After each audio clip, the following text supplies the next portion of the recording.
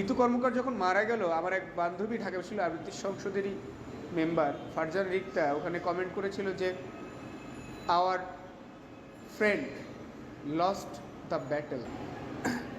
আমরা যখন ঢাকা বিশ্ববিদ্যালয়ে আবৃত্তি সংসদ শুরু করার পরিকল্পনা করি, আমি প্রথমত যোগাযোগ করেছিলাম তামান্না তাবাসসুমের সাথে, ঋতু কর্মকারের সাথে, মণি মুক্তার সাথে, রণ আনোয়ারের সাথে, এবং এই কয়জন মিলে আমরা কলা ভবনের সামনে আমতলাতে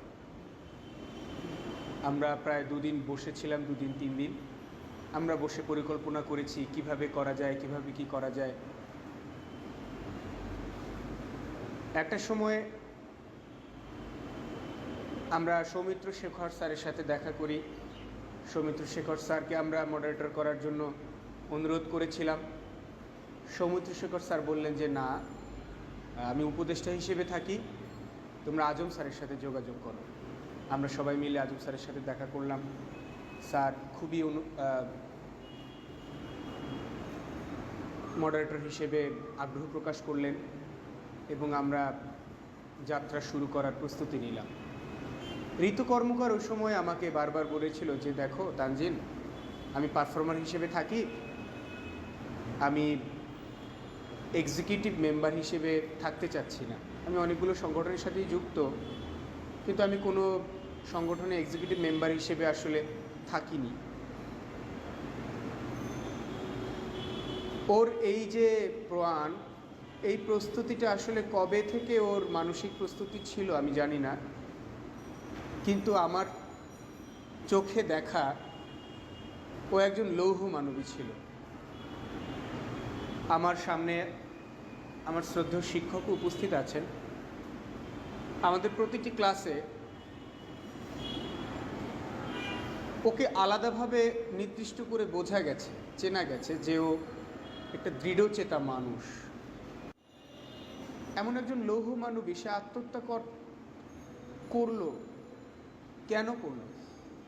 আমাদের সমাজ, আমাদের সভ্যতা, আমাদের পরিবার, আমাদের আত্মীয় স্বজন আমাদের দিয়ে অনেক কিছু চায়, আমাদেরকে বাধ্য করে একা করে দিতে। আমাদের কিন্তু পাশে দাঁড়ায় না কেউ।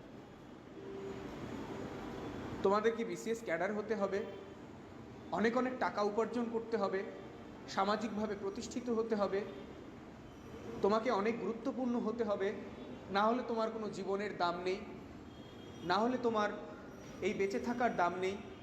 এই বিষয়টা আমাদের কিন্তু ভাবতে বাধ্য করে। আমাদের জন্মের পর থেকে যখনই আমরা এই বিশ্ববিদ্যালয়ে ভর্তি হই,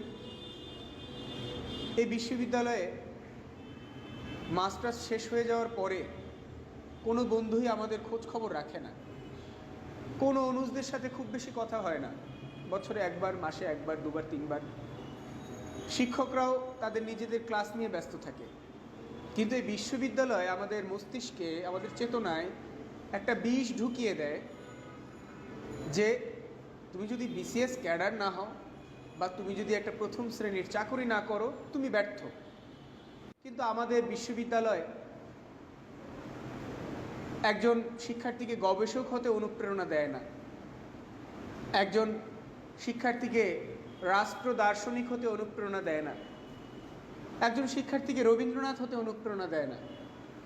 আমাদের পরিবেশ, পরিস্থিতি, সমাজ ব্যবস্থা, আত্মীয় স্বজন, পরিবার একদম সমকালীন নগদে বিশ্বাসী। আমরা ঋতু কর্মকারকে হারাতাম না। আমি দেখে এসেছি ঋতু কর্মকার প্রচণ্ড ব্যক্তিত্ব সম্পন্ন একজন মানুষ। এই যে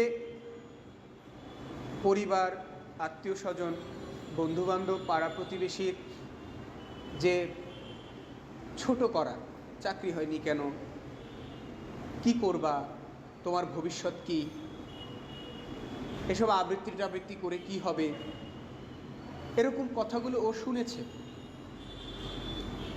বেঁচে থাকতে অনেক নির্লজ্জ হতে হয়। আমাদের এই সমাজ সভ্যতায় যারা বেঁচে থাকে নির্লজ্জের মতো বেঁচে থাকে। ঋতু কর্মকার নির্লজ্জ হতে পারেনি, ওর আত্মসম্মানে বেঁধেছে। আমি মনে করি আমাদের বিশ্ববিদ্যালয়কে, রাষ্ট্রকে, পরিবারকে, সমাজ এবং সভ্যতাকে একটু সচেতন হওয়া উচিত।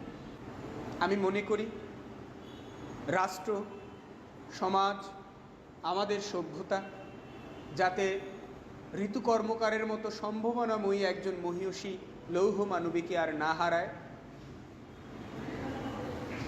আমরা বিশ্ববিদ্যালয়ে ভর্তি হই, পুরুষ নারী এরা ভর্তি হয়ে পুরুষ এবং নারী হয়েই বের হয়ে যায় বিশ্ববিদ্যালয় থেকে। কিন্তু আমি মনে করি ঋতু কর্মকার একজন মানুষ ছিল এবং একজন মানুষের মৃত্যু ঘটেছে, একজন পুরুষ কিংবা নারীর মৃত্যু ঘটেনি। এই ঋতু কর্মকারের মধ্যে আমি বেগম রোকেয়া সাখাওয়াত হোসেনকে দেখেছিলাম। এই ঋতু কর্মকারের মধ্যে আমি দিগ্বিজয়ী একজন নারীকে দেখেছিলাম যে জয় করতে চায়, যে শৃঙ্খল ভেঙে মুক্ত হতে চায়, যে স্বাধীন হয়ে আকাশে উঠতে চায়। আমরা সবাই একত্রিত হয়ে তার স্বাধীনতার পাখাটা কেটে দিয়েছি। এই বিষয়ে আমি মনে করি সবাইকে একযোগে এগিয়ে আসা উচিত, রাষ্ট্রকে সিদ্ধান্ত নেওয়া উচিত। এই যে শিক্ষা ব্যবস্থা, এই যে সমাজ ব্যবস্থা, এই জায়গায় অনেক ভুল আছে। আমরা আমাদের রাষ্ট্রের পরিচালনা যন্ত্রের অনেকগুলো ভুলে ভরপুর। কোন ভুল রেখে কোন ভুল বলবো, কিন্তু এই যে প্রজন্মের পর প্রজন্ম আমরা পথভ্রষ্ট হচ্ছি, এই জায়গা থেকে যাতে আমরা বের হয়ে যাই। শুধুমাত্র বিসিএস বা সরকারি চাকরি কিন্তু একটা শিক্ষার্থীর জীবনের মূল লক্ষ্য হতে পারে না। একজন শিক্ষার্থী কবি হবে, একজন শিক্ষার্থী দার্শনিক হবে, সাংবাদিক হবে, অভিনেতা হবে, একজন শিক্ষার্থী তরুণ উদ্যোক্তা হবে, ব্যবসায়ী হবে, গ্রুপ অফ কোম্পানির মালিক হবে, একজন শিক্ষার্থী শিক্ষক হবে, বিশ্ববিদ্যালয়ের প্রতিষ্ঠাতা হবে। আসলে নিজেকে প্রতিষ্ঠিত করার জন্য সমাজে, রাষ্ট্রে জায়গার আসলে কমতি নেই। কিন্তু আমাদের নিজ জায়গা থেকে আমরা যদি বুঝতে পারি, বোঝাতে পারি যে আসলে শুধুমাত্র সরকারি চাকরি, বিসিএস ক্যাডার একমাত্র লক্ষ্য এবং উদ্দেশ্য হতে পারে না, এবং আমাদের পারিপার্শ্বিক যে পরিবেশ এটাও যাতে একটু নিয়ন্ত্রিত হয়, যাতে তারা এই দাসত্ব মানসিকতা থেকে বের হয়ে আসতে পারে, সে বিষয়ে আমার সামনে উপবিষ্ট আছেন শ্রদ্ধেয় অধ্যাপক ডক্টর সাব্বির আহমেদ স্যার। আপনি নিজের জায়গা থেকেও সিনেট মিটিংয়ে এই আহ্বান উপস্থাপন করতে পারেন যে আমাদেরকে একটু পরিশীলিত হওয়া উচিত, যাতে করে একজন শিক্ষার্থী বিসিএস ক্যাডারের মতো দাস না হয়ে একজন স্বাধীন কবি হতে চায়। একজন সাধারণ শিক্ষার্থী সে বিসিএস ক্যাডার হওয়ার স্রোতে না ভাসিয়ে সে যাতে একজন রাষ্ট্রের বিপ্লবী হতে চায়।